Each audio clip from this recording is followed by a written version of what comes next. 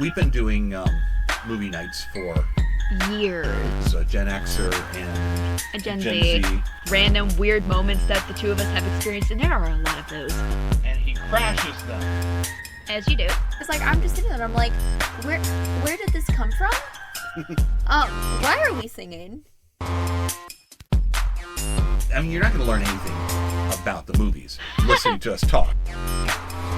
This is the Argo City Podcast.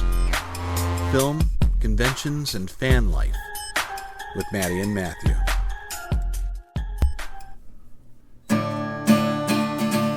Istanbul was Constantinople. Now it's Istanbul, not Constantinople. Been a long time gone to Constantinople. But in Constantinople get the works. That's nobody's business but the Turks. What are you even singing? Well, see, the thing is, our movie tonight actually, it keeps referencing Istanbul as somebody passed through there or they're coming from Istanbul, and a lifetime of Dr. Demento has programmed me to respond to any time that somebody says the word Istanbul, to respond with, not Constantinople. Like, I feel like I've heard that at some point. You might, I don't know. I didn't know the words, but I've heard the melody before, though. I'm sure you have, and like, there's a lot of that stuff that it's in the public consciousness. But it was funny. It's one of those things I could not. Every time somebody said, well, I passed through Istanbul, and I look up and go, not Constantinople? Wait, so that's why you were saying that the entire movie? Yes. I kept. Oh my God, I didn't realize that, and I was confused because you kept bringing it up. I thought, like, am I missing something? Did I miss something in, like, the words? But, oh my God, that makes so much more sense now. It's just one of those irresistible tics that that you have from growing up and that kind of stuff. So, tonight's movie was Murder on the Orient Express. This is the 2017 version with Kenneth Branagh. Yes. So, we had actually had a lot of stuff. Like, you had brought this movie up to me a couple times. We watched a trailer for it a while back, but because right now we're watching through the Apothecary Diaries for our TV night, and because it's got that kind of mystery aspect, you had brought it up once or twice, and then we got hit with that Black Butler episode with the mystery on the train. So yeah, so we actually did a couple of mystery, a couple of train things. How did they all, like, happen in, like, the span of, like, 2 weeks? I swear. One second we're in Doctor Who, then we're in Black Butler, then we're in the Apothecary Diaries. I don't... What is it with trains? Well, even back just a month or two ago, we did the Demon Slayer, the Munchen train. Oh my God, you're right. But that is a thing. That's because hilarious. One of the things that I kept noticing about the Apothecary Diaries is it really is. It's a mystery. Yeah, I mean, you're enjoying it for the historical significance and for the general snarkiness. Because she's amazing. Yes. So, but the whole story, it's built, it's structured like a mystery. Actually, the best thing that I can relate it to is House MD. And that's another one that I have recommended to you. But because you really, really get into Apothecary Diaries, I figured it was time that we started trying you out on some mystery. And, like, the whole thing with mysteries, and I'm going to be completely honest here, I've never really had an interest in them. I have actively stayed away from any sort of, like, mystery book, any really, like, detective stuff TV-wise. It doesn't interest me. I don't like it. Well, and you know what? Before you get to the but, let me mention this too. When I was your age and younger, me too. Really? I have a long, complicated history with the mystery, scare quotes. So, my grandmother actually loved mysteries. My grandmother Skelly read mysteries constantly, and her favorite was Sherlock Holmes. Okay. And I was not into it. Like, there's actually a program back in my day, up on PBS, same place where I'd watch Doctor Who. It was called... On PBS? Yes. And it was called Mystery! Of course it was. It was even hosted by Vincent Price. Like, seriously. That's hilarious. This should have me written all over it. And they did tons of Perrault. But Perrault? that's who we were watching tonight. Oh, okay. But I don't like it. I don't enjoy it. And I'd even try once in a while to read one. I was almost a senior in high school before I finally found one of those mystery detectives that I liked. His name is Albert Campion. Yes, you've told me. You've talked a little bit about him. Well, also I subjected you and your sister to a number of his mysteries when I was driving you guys back and forth to school in the morning. I read through a bunch of Marjorie Allingham's novels. Now, you're looking confused. That's because you were asleep in the back seat. Okay, well, to be fair, I had to be up at like 5 in the morning. So, I finally found one that I liked. But even then, as a teenager, I'm like, okay, I dig this. This is cool. I'm enjoying this. I'm going to run right out to the bookstore and buy a couple of them. And I did. And I couldn't get through the novel. Oh. It's so dense. Mystery is different, I think, from any other genre that we really deal with. And so it's tough. It's smart. It's a little bit more mature. Not mature in the hubba way. No, mature in the you have to think like an adult and you have to engage with it. And it's tough. And I really couldn't. When I was in one of my literature classes, I actually did some Sherlock Holmes and discovered, I kind of like this. But I mean, part of the reason I like some of this is because there's these collections of short stories. Yes, short stories make everything easier. Well, I mean, the Holmes stories were originally collected in magazines. Oh. And so you'd get these shorts. I found a book of short stories with Albert Campion, with Mr. The book is Mr. Campion and Others. And there's a couple other ones that Marjorie Allingham did. And I discovered, hey, you know what? Okay. Maybe I kind of like these, but not the novels, not the long convoluted bits. Maybe I just like them as short stories. I didn't really start reading a lot more mystery and mystery novel until I was a lot older. Like in my mid-late 30s, early 40s. So, because it's hard. But that, like I said, the Apothecary Diaries, that's structure. Yeah. It's a mystery. You have these red herrings. You have her chasing through different avenues. You have different suspects. What's happening here? And so I don't know. There's something. It's very like condensed. It's like a 24-minute, well, more like 20-minute episode. Well, it's a 20-minute episode, but it usually goes over like 2 or 3. Yeah, and even then it goes by so fast. And, I mean, half the time we don't even really get an end to the mystery because it's like, realistically, a servant girl wouldn't actually know the end of the mystery. But still, like, I agree. It's becoming easier, kind of like with me being introduced with that. And I'll admit, as I am getting older, the few times that they do hit my radar, whether I have a choice if it hits it or not, I am kind of into it.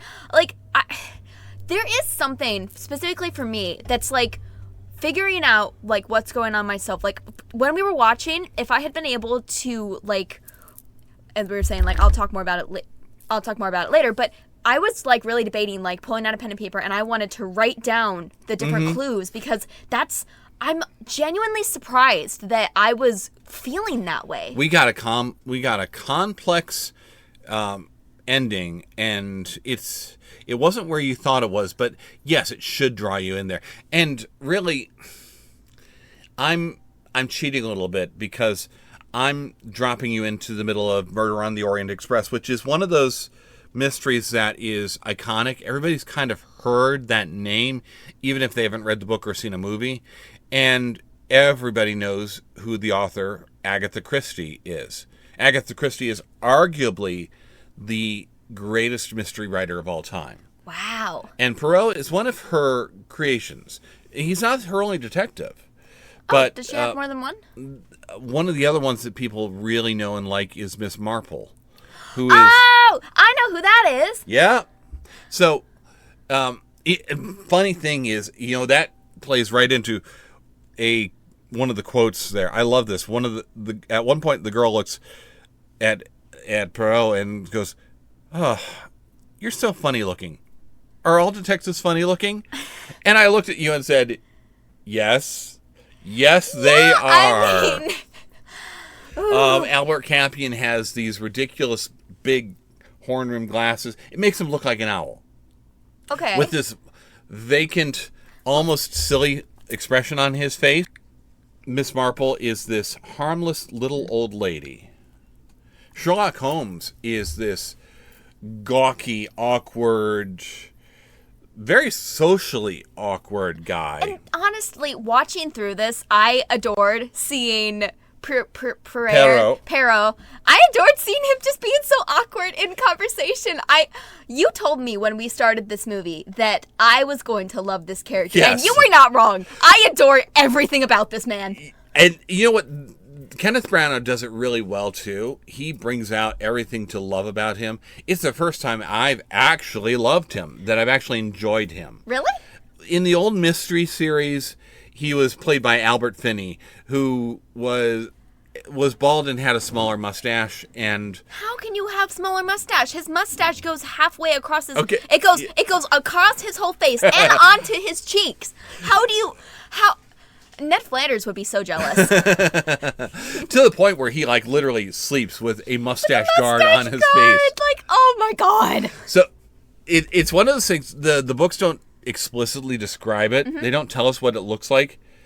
On the other hand, the book that book does refer back to it as the most magnificent, incredible mustache, no less than 15 times. That's amazing. So I love it when authors do that. So Kenneth Branagh decided, I am going to go as over the top with this as I possibly can. Yes, I realize it's ridiculous, but have you read the book?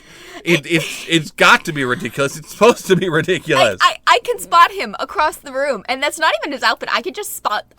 Okay, yeah, I see half him. Okay, yeah, that's him. And I'm gonna go on a mini rant here, and I'm gonna totally interrupt you here, and I just want to talk about we already talked a little about how much I adore this guy. I absolutely adore this guy and how he interacts with everything. He is a foodie. He is constantly snacking on cakes. He's stealing cakes from other people, which is hilarious. Oh, he's all about desserts and about cakes. This is a thing. He is sitting in his room reading the Twin Towers.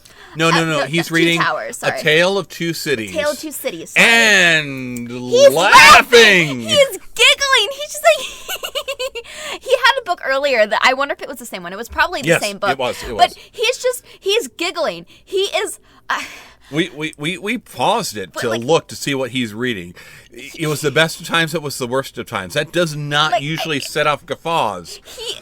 He is when he first enters the train, the blonde girl that's constantly coming on to him. He is just yeah, okay, and goes into his cabin. I adore the social awkwardness. So I don't need it. I have my Dickens. Exactly.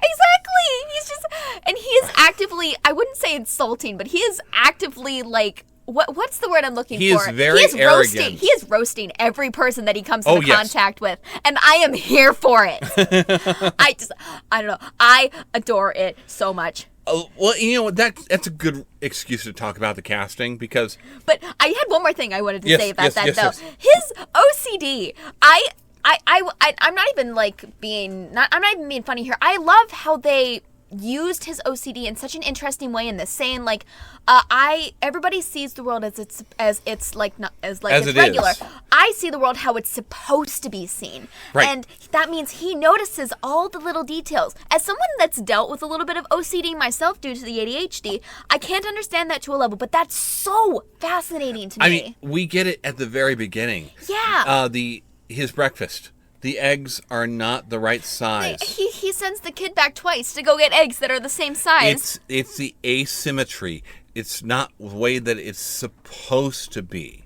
So he sees the flaws. He sees the difference in the eggs. That's such a clever way of writing a character like that. And it brings it shows you that example right away. It explains it in a very relatable way. I relate. I love him so much. He is so great. Anyways, you can move on now. So our Poirot is Kenneth Branagh. Now, you know Kenneth Branagh. You've seen him as Gilderoy Lockhart in Harry Potter. Why didn't you bring that up to me when we were talking about casting? Because I wanted this reaction right now. No, are you? I guess I wouldn't be able to tell because of the magnificent mustache. But He was younger and had a nice blonde wig in Harry Potter as well. He's also the director of Thor. like the original Thor? The first two. Oh my god. He understands epic drama like that. That's amazing. See, now, when I was a teenager... That would make sense why he has his staff. Yes. Oh yes, my god, absolutely. they're like literally almost the same It's design. a cane, but yes, absolutely. That's amazing.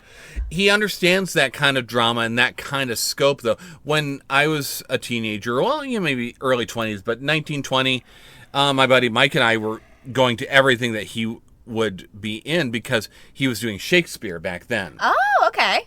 So it's just an extension of that. I'll tell you what, though. I almost feel like this right here, doing Poirot, is his best destiny.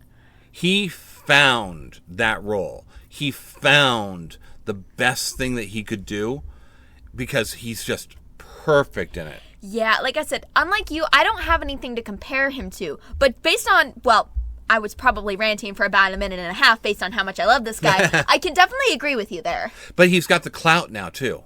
He's got the clout in Hollywood that he can populate this film with people are knocking down his door to be in his movies. That's amazing. And let's look at this cast because you recognized William Dafoe from The Green Goblin. Yes, you had mentioned to keep my eye on him because I would recognize him, and we didn't actually get much of a close-up because he didn't really come into play until later on in the movie. But when we got that scene of him being interrogated, I got a quick glimpse of him, then it flipped back to Missionary Lady, and then I was like, wait a minute. We went back, and I was like, I feel like I recognize his voice. We saw him, and I'm like, Green Goblin! That's it, exactly. It's not his face, it's his voice. His voice is so distinct. Like, later on, when we got his voice more gravely towards the end, I was like, yeah, I hear it now that his voice is more, like, scratchy. But then even, like, okay, so we have Johnny Depp as the gangster, of course, because Johnny Depp loves playing gangsters. I don't know enough about Johnny Depp, but really. No, even Captain Jack Sparrow is a little bit of a bad guy, but Johnny Depp also, I've seen him do Public Enemies, I've seen him do Black Mass. He really enjoys that kind of character. Yeah. So it's not unusual to see him in the pinstripes. All he was missing was a Tommy gun. Oh, okay. I mean, did he not have a gun? He had a pistol, but not one of the big ones with like the round yeah, clip. that's true. His secretary, though, the guy that was basically doing the work for him, that's Josh Gad. That's Olaf. Yeah, I recognized him when he first came on screen, but I was like, there's plenty of people that can envelop that larger guy with the mustache. It's a very generic look, but I mean, you recognized him from Beauty and the Beast. Yeah, and I know him from Olaf from Frozen because I used to watch a lot of his interviews back in the day. Also because he had a really popular TikTok page for a while. But now it's like I'm listening to him talk, and all I can see is like gangster Olaf with a big gun. Yeah, you ruined trying that to be for tough. me. You ruined that for me when we were halfway through the movie. We've got Michelle Pfeiffer as the blonde, who reveals herself to be the grandmother in another case. Michelle Pfeiffer is like for Gen Xers, she's royalty. Now you know her from Batman Returns as Catwoman. Yeah, but I mean she's done all sorts of other stuff like Grease 2 and like Dangerous Minds and Scarface, and I could go on and on with her. She's just, and she does a brilliant job in here. She has not lost one step with age. There's also Dame Judi Dench, who, for my money, is like, I enjoy her in the James Bond movies as like Bond's boss, but she's also in tons of other stuff, and she brings with her a certain gravitas. Yeah. Almost like Maggie Smith from Harry Potter. Yeah. She's got that same intensity, that same weight. That's true, yeah. If she's talking, you stop and you listen. We've got Penelope Cruz. We've got Daisy Ridley. Oh, I thought this was interesting, too. Daisy Ridley, who she's Rey, the lead in Disney's Star Wars sequels. Oh, I don't know. That's okay. I mean, there really are only 3 Star Wars movies. Oh my God, you can't just say that every time. The Star Wars sequels don't He's exist. gaslighting me. Help! But if they did exist, Daisy Ridley would be the lead in those, and she's terrible in them. But that's not her. That's the director. That's the story. Because if you watch her in this, like she's the one that Pero interviews outside. Like he sets up a picnic for her. She is so good. The woman has an immense amount of talent. She's got presence. She can deliver when she's given something to deliver. And it's just a good thing that there aren't any more than 3 Star Wars movies. Otherwise, she might have ruined her career. Oh my God. So the fact that there's so many brilliant actors in this, I mean, this is not a small cast. This is a big cast of people with so many people. Impressive people. I mean, it almost reminds me of like other ensemble films, like Ocean's 11, like where George Clooney and Brad Pitt and Matt Damon, and they just get together with everybody that they know, that they like, that they hang out with. And that's kind of what Brandau's doing here. And it's just so good. But also, it gets a little confusing. Yeah. In Black Butler, we do get a season where it's like a murder mystery. When we were watching through, I skipped over it because it's frankly boring and it doesn't really bring anything interesting to the plot. It's, like I said, it's boring.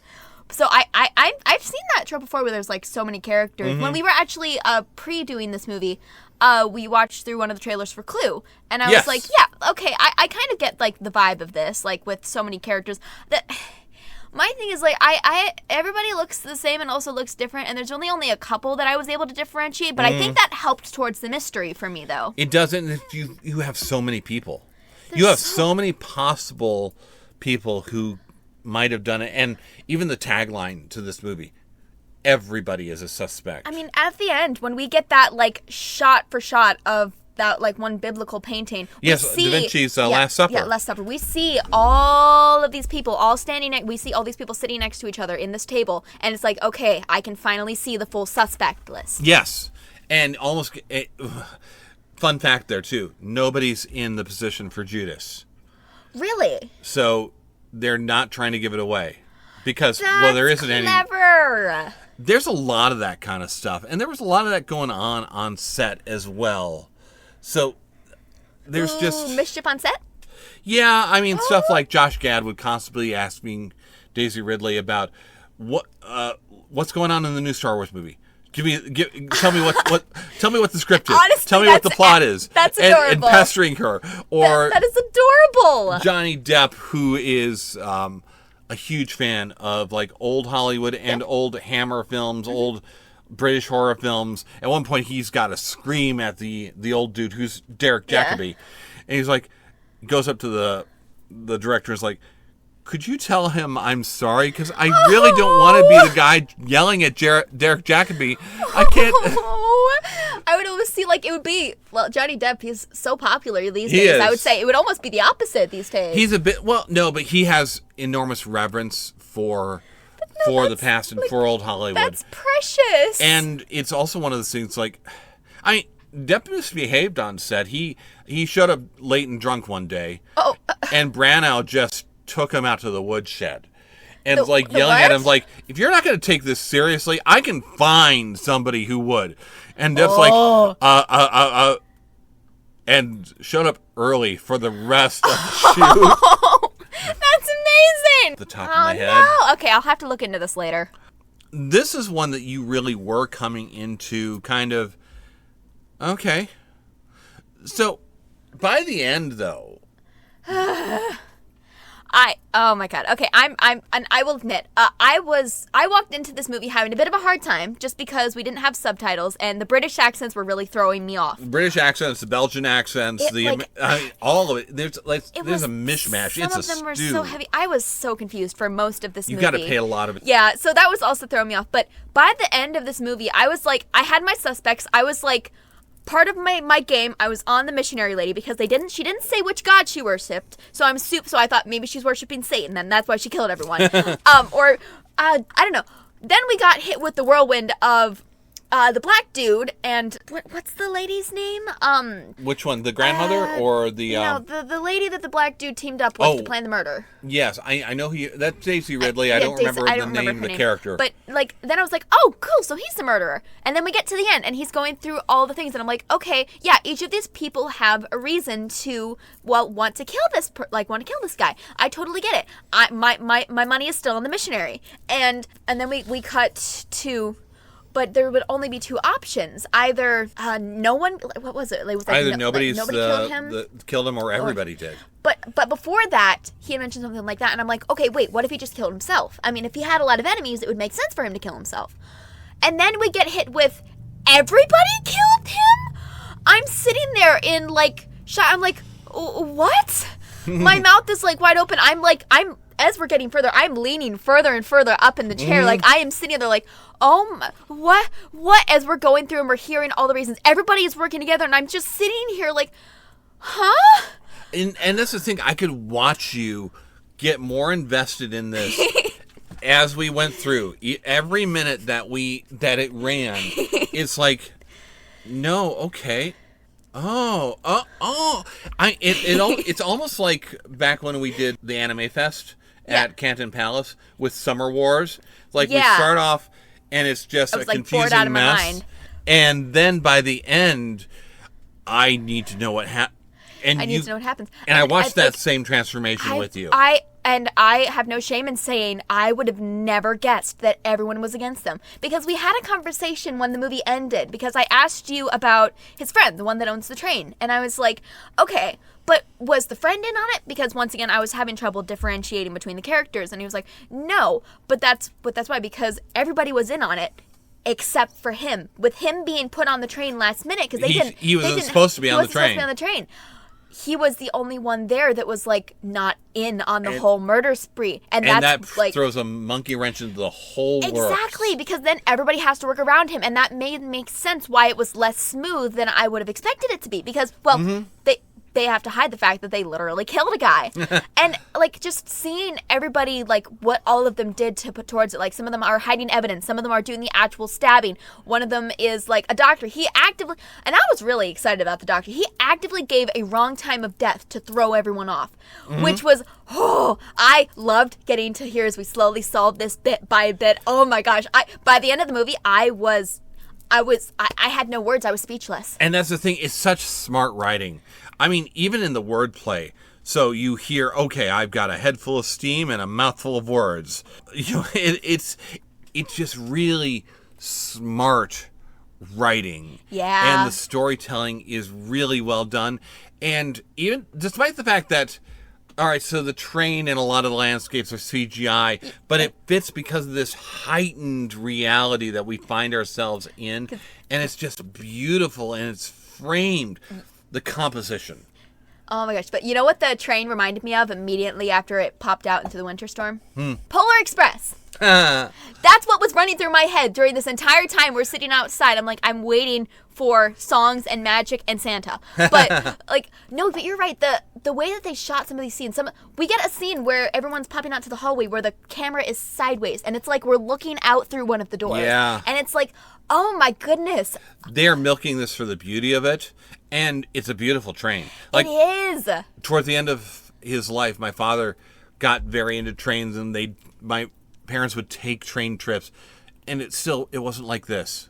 Especially at the very end, and Perrault walks through the whole train, and you see, okay, those are the sleeper cars, that's the dining car, that's the bar, that's the lounge, and it's such a gorgeous spectacle. It's such a gorgeous setting. Yeah.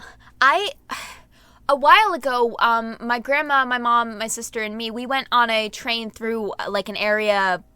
I don't even know. It was a beautiful area. So I've been in a train like that before. I don't remember where or why we did that, but I just remember being bored and playing a Descendants game with one of the other girls. I was bored out of my mind on that train. But, so I can kind of remember, like, no, but, like, that's gorgeous. Oh, just... The wood paneling, It's everything about it beautiful. just drips luxury. Literally, It's just... we pop into the older lady's quarters for her, like, interrogation, and I'm looking around and I'm like, are we in a mansion? How do you make something so, like, luxurious look so bad, but also, how do you fit all of this in a train car? It's all part of the spectacle, and that's Yeah. what I really appreciate about this. And like I said, it's the first time I've really been able to get into Peril, and I like these. And I think this was a good way to just kind of ease you into, all right, let's do some mystery. Yeah. Let's do some really mature storytelling and some stuff that might push your brain a little bit more. No, because, like, didn't you mention a while back that in your box I kept somehow avoiding the mystery movies and we just kept going? Yes. We hit all the documentaries, we hit all the fantasy stuff. I kept skipping the mysteries, and this is the first one we've gotten. So we're back on that track. Actually, I'm very much looking forward to seeing what your reaction is to Clue and to Sweet Danger. Oh, so we are going to be watching Clue. We are. Okay. There's about 4 or 5 of these that are going to be in there, and I think it'll be an interesting journey.